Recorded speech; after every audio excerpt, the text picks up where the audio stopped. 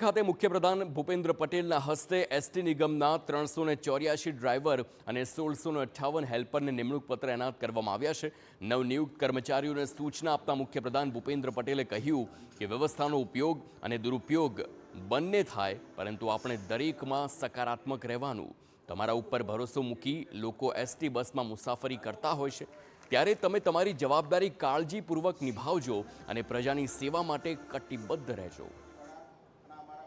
व्यवस्था અત્યારે છે તેનો ઉપયોગ થાય કે દુરુપયોગ થતો હોય, પણ આપણે ઉપયોગ અને દુરુપયોગમાંથી એ સારા ઉપયોગ માટે એનો ધ્યાન પર લેવાનું કે ભાઈ આપણે કદાચ છે ને કોઈકની ભૂલ આવી આપણા ધ્યાન ઉપર, તો આપણાથી એ ભૂલ ના થાય એનો પ્રયત્ન કરવાનો।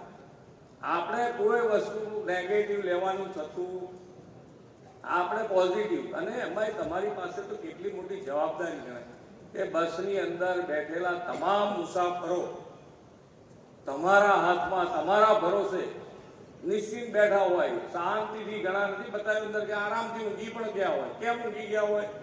તો કે ભાઈ તમારા ઉપર ભરોસો છે કે ભાઈ કઈ તકલીફ નહીં પડે, શાંતિથી જ્યારે સ્ટેશન આવશે ત્યારે આપણને ઉતારી દેશે, એ તમારો ભરોસો છે।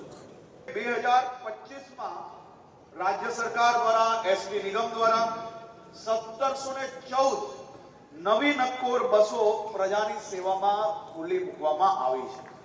962 सुपर एक्सप्रेस बसों, 272 सेमी लग्जरी बसों, 350 मीडी बसों, 30 वोल्वो, 100 एसी बसों અને આ જ પ્રકારે બસો જોડે જોડે બસ સ્ટેન્ડની વ્યવસ્થાઓ બી આપણે ખૂબ મોટા પાયે ઉમેરો કર્યો છે।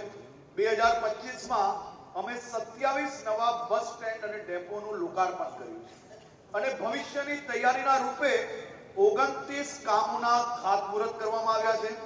એટલું જ નહીં, 2320 કંડક્ટરોની પણ પારદર્શક ભરતી કરીને નિગમને મજબૂત બનાવ્યું છે।